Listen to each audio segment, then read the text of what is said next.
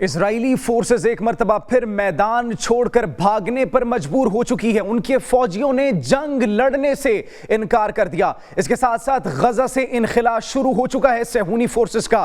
صدرن command کی جانب سے 85 ممالک ناظرین اس وقت ایک ہو چکے ہیں فلسطین کے 2 ریاستی حل اور فلسطین کو ایک آزاد ریاست کے طور پر تسلیم کرنے کے لیے اوسلو میں بڑی میٹنگ ہو رہی ہے، اہم فیصلے متوقع ہیں۔ اس کے ساتھ ساتھ ایران نے اہم راز فاش کر دیا اور واشنگٹن میں امریکہ نے خود اپنی شکست تسلیم کر لی۔ یہ سب اور بہت کچھ آپ کو بتائیں گے اپنے آج کے اس پروگرام میں۔ آپ ایک نیوز ڈیجیٹل دیکھ رہے ہیں اور مجھے جواد یوسف کہتے ہیں۔ ناظرین، سب سے پہلے اگر غزہ کی تازہ ترین صورتحال کی بات کی جائے تو غزہ کے اندر صہیونی فورسز نے انہوں نے لڑنے سے انکار کر دیا۔ 200 فوجیوں کی جانب سے ایک خط لکھا جاتا ہے ہائر کمانڈ کو، جس کے اندر یہ بات کی جاتی ہے، یہ مطالبہ پیش کیا جاتا ہے کہ ہم مزید جنگ نہیں لڑ سکتے۔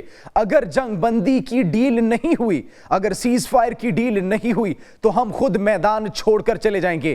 ہم مزید فلسطینیوں کے خلاف جنگ نہیں لڑ سکتے، ہم مزید حماس کے خلاف جنگ نہیں لڑ سکتے۔ ناظرین، آپ کو یاد ہوگا کہ ہم نے آپ کو بتایا تھا کہ اسرائیل کے قانون کے اندر ان کے اندر یہ کمپلسری ہے کہ وہ اپنی فورسز کے اندر، اپنی فوج کے اندر 2 سال تک ڈیوٹی اور فرائض سر انجام دیں گے، ان کی فوج میں شمولیت اختیار کریں گے، اور اگر وہ نہیں کرتے تو پھر اس کا جرم ان پر ڈالا جائے گا اور جس کے نتیجے میں ان کو جیل کی سزا کاٹنی پڑے گی، ان کو گرفتار کر لیا جائے گا۔ اسرائیلی میڈیا کی جانب سے، اسرائیلی حکومت کی جانب سے تاحال اقدامات نہیں اٹھائے گئے، لیکن یہ بات اس وقت اسرائیلی میڈیا پر زیر گردش ہے اور بین الاقوامی میڈیا اس چیز کو رپورٹ کر رہا ہے کہ صہیونی فورسز کے اہلکار انہوں نے جنگ لڑنے سے انکار کر دیا اور انہوں نے صاف یہ واضح پیغام دیا، اگر جنگ بندی نہیں ہوگی تو پھر ہم خود میدان چھوڑ کر بھاگ جائیں گے۔ صدرن کمانڈ کی جانب سے انخلا کرنے کی تیاریاں مکمل طور پر شروع ہو چکی ہیں۔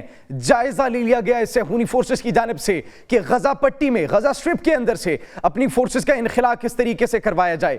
کلیئر ایک میسج اس دنیا کو مل چکا ہے اس وقت کہ جو مظالم کیے گئے تھے، جو ظلم کی انتہا کی گئی تھی، جو آگ لگائی گئی تھی غزہ میں معصوم فلسطینیوں کے لیے، اب اس آگ کا خود شکار ہو چکی ہیں اسرائیلی فورسز، صہیونی حکومت، جس آگ کا وہ خود شکار ہو کر اتنا برے طریقے سے پھنس چکی ہیں، اتنا ان کو نقصان پہنچ چکا ہے، اتنی ان کی ہلاکتیں ہو چکی ہیں، اتنا ان کا weapon system, ammunitions, air defence system تباہ ہو چکا ہے کہ انہوں نے جنگ چھوڑنے کا اعلان کر دیا۔ پہلے حزب اللہ سے انہوں نے جنگ چھوڑنے کا، جنگ بندی کا اعلان کیا، اور اب حماس کے ساتھ ڈیل کی باتیں ہو رہی ہیں۔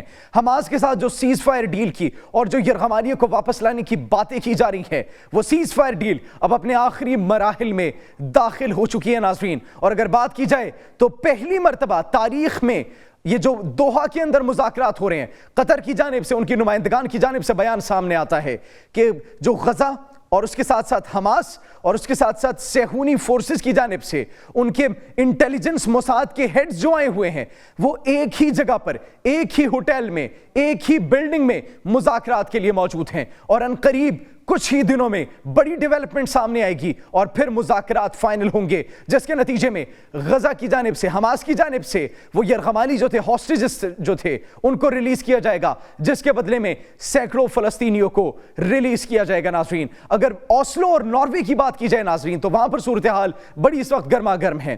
اوسلو کے اندر 85 ممالک اس وقت پہنچ چکے ہیں، ان کے نمائندگان پہنچ چکے ہیں فلسطین کی ایک آزاد ریاست کے طور پر اس کو تسلیم کرنے کے لیے، اور یہاں پر 2 ریاستی حل کے لیے اقدامات اور باتیں کی جا رہی ہیں، اور ممکن ہے کہ آج ہی اس کا فیصلہ کیا جائے۔ اگر یہ فیصلہ ہو گیا تو پھر اسرائیل کے لیے ایک بہت بڑی شکست ہوگی، ایک بہت بڑی ٹینشن کریٹ ہو جائے گی۔ اگر امریکہ کی بات کی جائے ناظرین تو واشنگٹن میں اینٹونی بلنکن خطاب کرتے ہیں، ان کے خطاب، ان کی پریس کانفرنس کے دوران فلسطین کے حق میں آوازیں اٹھتی ہیں، فلسطین کے حق میں نعرے بلند کیے جاتے ہیں، جس کے نتیجے میں ان مظاہرین کو، ان احتجاج کرنے والوں کو وہاں سے نکال دیا جاتا ہے۔ اور پھر اینٹونی بلنکن خود اس بات کو تسلیم کرتے ہیں کہ حماس کو عسکری قوت سے ختم کرنا یہ ناممکن ہے، ان کا خاتمہ ہم نہیں کر سکتے۔ اب بال جو ہے وہ کورٹ میں ہے حماس کے، اب فیصلے کا انتظار ہے حماس کی جانب سے، فائنل اپروول کا انتظار ہے حماس کی جانب سے۔ حماس کی جانب سے اپروول ملے گا تب ہی یہ جنگ بندی ڈیل جو ہے، یہ سیز فائر ڈیل جو ہے، یہ منطقی انجام تک پہنچے گی۔ کھلم کھلا انہوں نے اپنی شکست تسلیم کر لی ہے. صہیونی فورسز نے لڑنے سے انکار کر دیا. دوسری جانب اینٹونی بلنکن نے اس بات کی تصدیق کی ہے کہ حماس کا عسکری قوت سے خاتمہ کرنا یہ ناممکن ہے، بلکہ یہ کشیدگی کو بڑھائے گا. یہ اس بات کا ثبوت ہے کہ حماس مکمل طور پر فتح یاب ہو چکا ہے. وہ خواب جو صہیونی حکومت کے پرائم منسٹر نیتن یاہو نے دیکھا تھا کہ حماس کو مکمل طور پر ختم کرنا ہے، ان کو نکالنا ہے، تباہ کرنا ہے غزہ کے اندر، جب تک ان کا خاتمہ نہیں ہو جاتا ہم اپنا کام جاری رکھیں گے، ہم حملے جاری رکھیں گے، ہم اپنی فورسز کا انخلا وہاں سے نہیں کروائیں گے. لیکن ان کے اپنی فورسز کا لڑنے سے انکار کرنا، امریکہ کا اپنی شکست کو تسلیم کرنا اس بات کا ثبوت ہے کہ نیتن یاہو کو جنگی محاذ ہو، مذاکراتی محاذ ہو یا پھر عوامی محاذ ہو، ہر محاذ پر بدترین شکست کا سامنا کرنا پڑا ہے. اور ناظرین صرف یہی نہیں، ایران کے صدر کی جانب سے سٹیٹمنٹ سامنے آتی ہے. ان کے صدر یہ کہتے ہیں کہ ہم پر جو الزامات عائد کیے جا رہے ہیں کہ ڈونلڈ ٹرمپ کو قتل کرنے کے پیچھے ایران کا ہاتھ ملوث تھا، ہم نے سازش کی تھی، وہ سراسر جھوٹ پر مبنی بات ہے. یہ صرف اور صرف بین الاقوامی میڈیا اور کچھ مغربی ممالک ہم پر الزام اس لیے لگا رہے ہیں تاکہ ایران کے خلاف ایک نیگیٹو امیج اور ایک نیگیٹو پرسپیکٹو کریٹ کیا جائے، تاکہ ایران کے خلاف پابندیاں لگائی جائیں، تاکہ ایران کو مشکلوں کا سامنا کرنا پڑے. ایسا کوئی نہیں تھا، ہم ٹرمپ نہیں بلکہ کسی کے بھی قتل کے پیچھے ملوث نہیں تھے. اور اس کے ساتھ ساتھ اگر بات کی جائے ان کی جنگی جو انہوں نے مشقوں کا آغاز کیا تھا اس میں مزید تیزی آ چکی ہے. ایک جانب ان کی جنگی مشقیں تیز ہو چکی ہیں، مکمل اس وقت وہ ایکٹیو ہو چکے ہیں، اور دوسری جانب انہوں نے اپنی بحری صلاحیتوں کو مزید مضبوط کر دیا ہے. ان کی معیشت اکانومی کی بات کی جائے تو تیل کی برآمدات میں تاریخی اضافہ دیکھنے کو ملا ہے.